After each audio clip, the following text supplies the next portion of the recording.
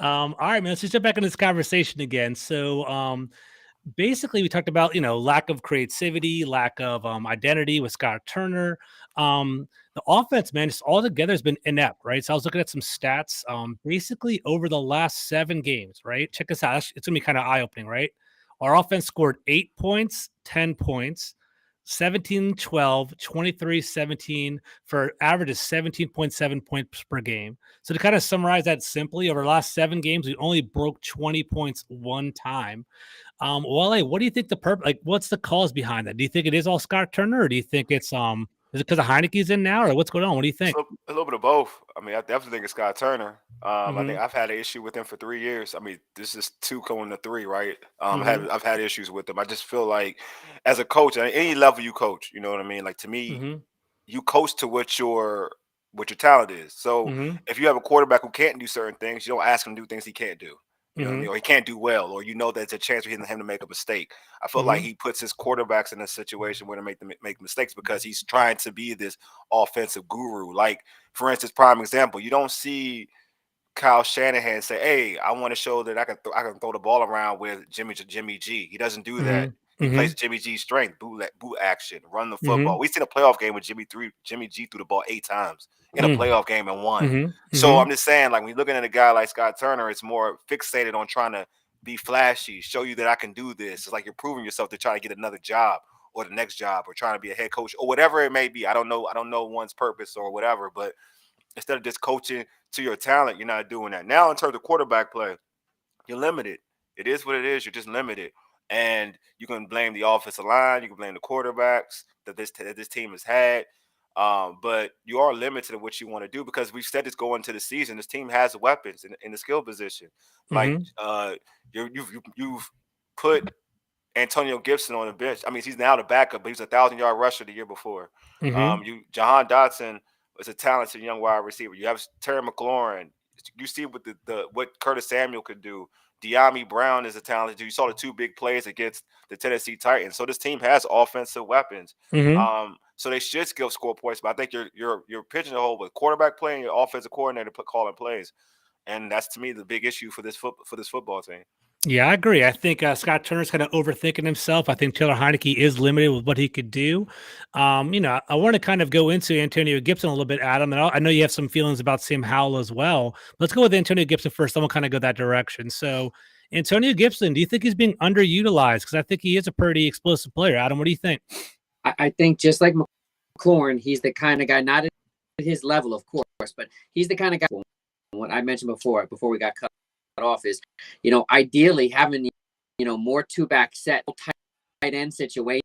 It's like, to put 2-3 tight ends, I don't think we're really trusting that. I like him on weapon to flex out. But I think with Gibson, having two backs that allows you to have, because, he is, halfway decent blocker. Robinson is actually better than some people think. As you have Mm-hmm. the option where you can run him or you can just get him out in space running routes, not just check downs. It doesn't do. And just like what I say with Taylor Heinicke, like move him around, get him moving. I listen to RG3's comments. Not that I take a ton of stock in what he says, but as far as play calling in football, like what Kyle Shanahan did, he played to the strengths. And, if he simply did that zone read concepts with Taylor Heinicke, if it gets hit and doesn't work, okay. But we see it in the first game with, Carson Wentz, we saw them using it here and there. So I think what he did perfectly, he's trying to prove something, and he's trying to put people into positions that they're not. This offensive line is not built right now with the injuries that they have for him to drop back. And Taylor Heinicke, again, same situation. He's going to continue to get balls knocked down at the line to do something that this line can't help him do. And second, you're not playing to his strengths. And I think that I don't understand the infatuation with Rivera and him. I don't know if it's just nostalgia, other, just it goes back to the Chargers. But I don't think that he's been given. He's not shown that he's able to adjust or use or play to his player strengths. He's the blueprint to me. He's a guy that no matter who he has, it's like you see whatever running back, like what running back comes out of nowhere. The way he uses Deebo Samuel, You know, we should be using McLaurin and Gibson in their hands as much as possible. It's great to you spread the ball around and have 6-7 targets. If you got two guys like that, you get the ball in their hands as much as possible. Can I ask this one thing? Because I like this about this one, because this Taylor Heinicke thing really annoys me. I'm only gonna lie, it just does annoy me. Like Taylor Heinicke as a whole annoys me because I just can't even. To me, he's not even. He shouldn't even be a starting quarterback. I know he's a backup, but there's levels to this. Like I've heard fans say Definitely he's levels. like one of the best, but he's like one of the best backups in football. That's a lie. That is such a lie. Well, they said the same thing about Colt McCoy, man. Every time we have a Washington backup, always the best in the NFL. Yeah, he's so limited. Like when we literally have to dissect. This is one thing that's so funny to me. Like when you ask to describe Taylor Heinicke, right? Like what is he good at? Like he has heart. He has moxie. The players love playing with him. That's what I hate more than anything else. There's nothing tangible behind that at all. Here you go, George. He knows the playbook. You ain't say nothing about him being accurate. You ain't say nothing about having an arm. You ain't say nothing about him having precision or anticipation as a quarterback. It is all about he has moxie. The players love him. He knows the playbook. Okay, he can run. I'll give you that. He can run. Let me jump on this real quick, right? So they keep on saying that Taylor Heinicke knows the playbook inside and out. Why aren't we seeing that effectively on the field, right? That one interception where he overthrew Logan Thomas, he had two wide open wide receivers on the side. We're not seeing it right there. It kills me. It does kill me. And on top of that, like, I mean, I do I think Taylor Heinicke does bring nostalgia. I think he's gonna, like, I was talking in a group chat. I think he kind of brings that like Mike Sellers, Lorenzo Alexander feel. He's like a true commander, true Redskin, right? Yeah. But I just don't think he's at like that elite level, and we shouldn't be building around him. I think the people that want to build around him, I don't think they truly know football. I'm not trying to be mean, but I think it's just more entertainment for them. But they're not watching the. They're not watching the physical skill set. So I'll be mean. They don't know football because if you're going to entertain that, like you really aren't trying to. You're really not trying to understand football. Period. Like at the end of the day, like this is what for me when we talk about Sam Howell, because probably going to talk about Sam Howell. Yeah. Like Sam Howell is a rookie. Taylor Heinicke makes rookie mistakes. That is the problem. Like he is darn near 30 years old, about to be 30. He makes rookie mistakes. Like if you're like. Dude, I love Chad Pennington. Chad Pennington had no arm whatsoever. But you know what Chad Pennington was? He knew the playbook and he was accurate. He anticipated. He knew, all right, what my limitations are with my arm. If I anticipate and I'm accurate, I can have a nice NFL career. That's a great comp actually, because Chad Pennington was kind of renowned for having a weaker arm. I like that a lot. It's a good comp. Yeah. So when you look at Taylor Heinicke, he doesn't have any of those attributes. Like he's tough. He is tough. I'll give you that. He's not accurate. I mean, and he doesn't anticipate passes. Like if you're not going to have an arm, at least anticipate. You know what I mean? Throw it to a spot. Like, but when he throws to a spot, you don't know where it's going. Yeah. So that's my problem. Like, if you don't have an arm, at least be accurate. So my thing about this whole Taylor Heinicke, I love him. He's this, that, and the other. Like, all right, the reason why I had an issue with like even the way they use Carson, and this is like, and I'm not saying Carson. The reason I had an issue with Carson is like, dude, you knew Carson holds the ball too long. Run the football, run off of that, play action, and then play off of that. And I guarantee you the product will be better. Like, dude, I guarantee you the product will be better. You do what you were doing with Taylor Heinicke because you were so scared that Taylor Heinicke was going to make mistakes. You would run the football a little bit more. If you do the same thing with Carson Wentz, you would have success against certain teams.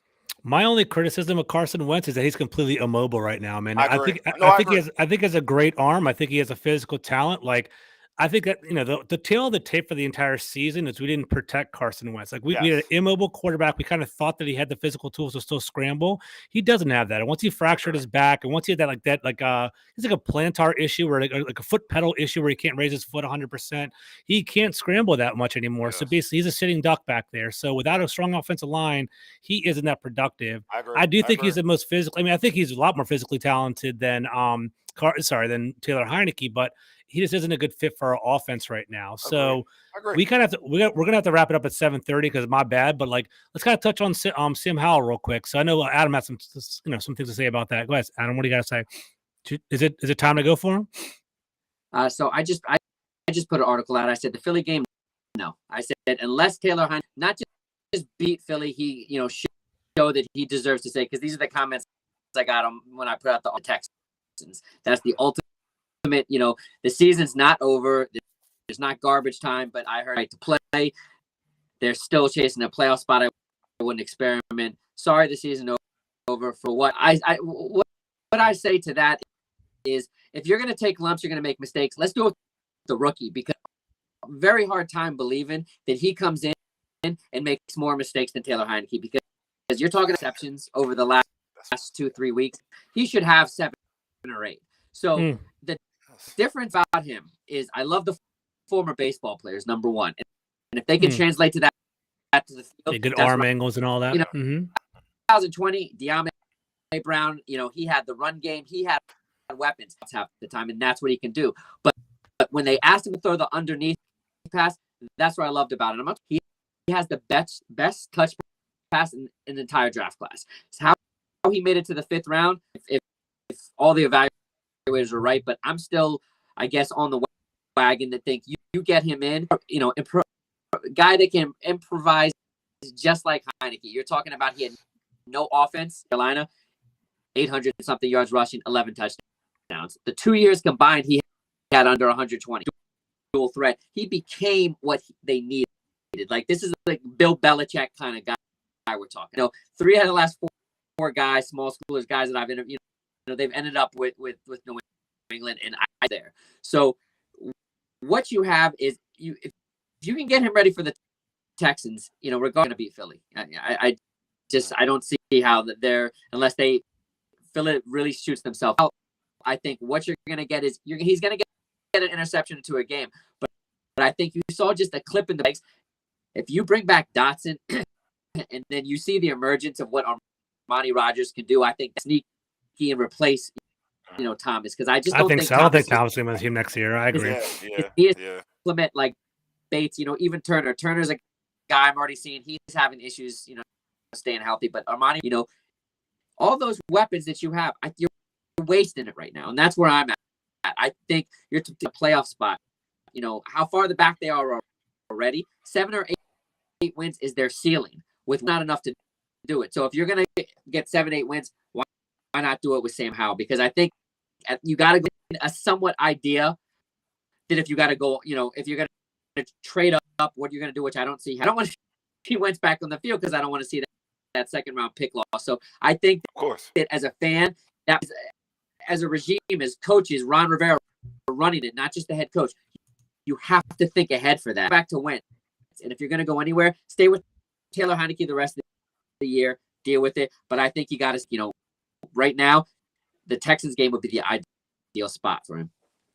Yeah, it's crazy too. Actually, I was listening to the Bram Weinstein and John Keim the Tuesday therapy session. I don't know if you guys ever listened to that one, but John Keim was adamant. He's like, "Yeah, there's absolutely no chance that Sam Howell is actually going to take the field anytime soon," which I found was pretty interesting. So, I do kind of like your thoughts. I do like your viewpoints, Adam. I do think it is kind of you do want to get Sam Howell out there. Go with the herd, basically.